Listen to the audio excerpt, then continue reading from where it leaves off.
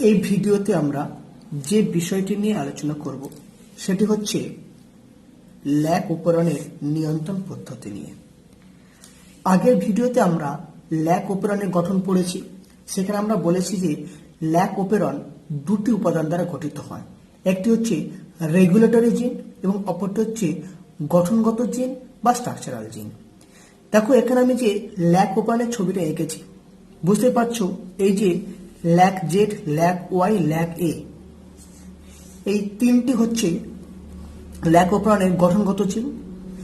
Lack I, lac P এবং lac O এরা হচ্ছে নিয়ন্ত্রক বা রেগুলেটরি জিন, নিয়ন্ত্রক জিন। এটি হচ্ছে গঠনগত জিন। আমরা এই বিষয়ে এই ভিডিওতে কি নিয়ে আলোচনা করব? ল্যাক ওপেরনের নিয়ন্ত্রণ পদ্ধতি।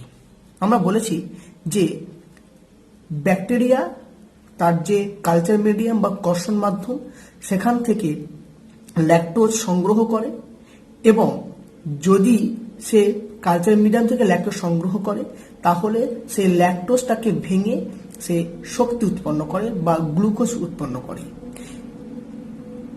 দেখা গেছে যে ল্যাকটোজ ভাঙার জন্য যে উৎসেচক দরকার সেটি হচ্ছে বিটা গ্যালাক্টোসাইডেজ। সেটা স্বাভাবিক অবস্থায় এই ব্যাকটেরিয়া কোষের মধ্যে উৎপন্ন হয় না বা থাকে না। যদি ল্যাকটোজ প্রবেশ করে কোষের মধ্যে তাহলে সেই বিটা গ্যালাক্টোসাইডেজ উৎসটি উৎপন্ন হয়। আর যদি কালচার মিডিয়ামে ল্যাকটোজ না থাকে তাহলে বিটা গ্যালাক্টোসাইডেজ উৎপন্ন হবে না। আমরা আসছি যে এই যে ল্যাকটোজ উৎপন্ন করার জন্য দায়ী যে জিন, সেটা ল্যাকটোজের উপস্থিতিতে কিভাবে বিটা গ্যালাক্টোসাইডেজ উৎপন্ন করে বা ল্যাকটোজের অনুপস্থিতিতে কিভাবে বিটা গ্যালাক্টোসাইডেজ উৎপন্ন হয় না। তাহলে আমরা প্রথমে আলোচনা করব যে ল্যাকটোজের অনুপস্থিতিতে কি ঘটে। তাহলে আমরা বলছি যে ল্যাকটোজ সেটা হচ্ছে অ্যাবসেন্ট। ল্যাকটোজ যদি অ্যাবসেন্ট হয় তাহলে এই ল্যাকটোজ ভাঙার জন্য বিটা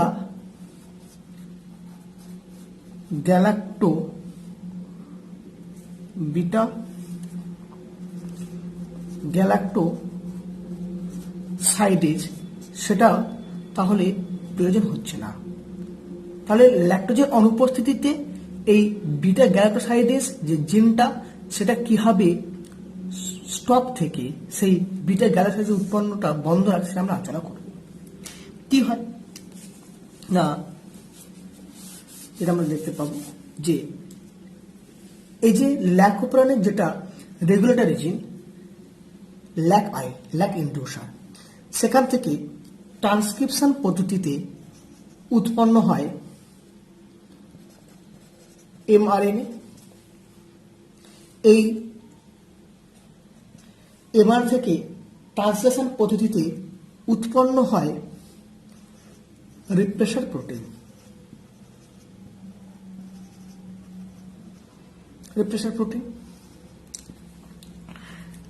কি হয় না, এই যে গঠনগত জিন, এই গঠনগত জিনের ট্রান্সক্রিপশনের জন্য যে আরএনএ পলিমারেজ দরকার, সেই আরএনএ পলিমারেজ ল্যাক প্রমোটার এসে যুক্ত হচ্ছে। তাহলে এই কালো রঙের এটা হচ্ছে একটা উৎসেচক, নাম হচ্ছে আরএনএ পলিমারেজ, সেটি যুক্ত হচ্ছে ল্যাক প্রমোটারে। যদি দেখা যায় যে আমার ব্যাকটেরিয়ার দেহের মধ্যে ল্যাকটোজ অনুপস্থিত রয়েছে তখন কি হয় না, এই যে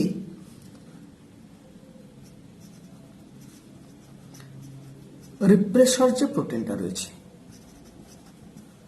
এই যে রিপ্রেসর প্রোটিন সেটা সক্রিয় অবস্থা থাকে এবং সে এসে এই ল্যাক অপারেটরে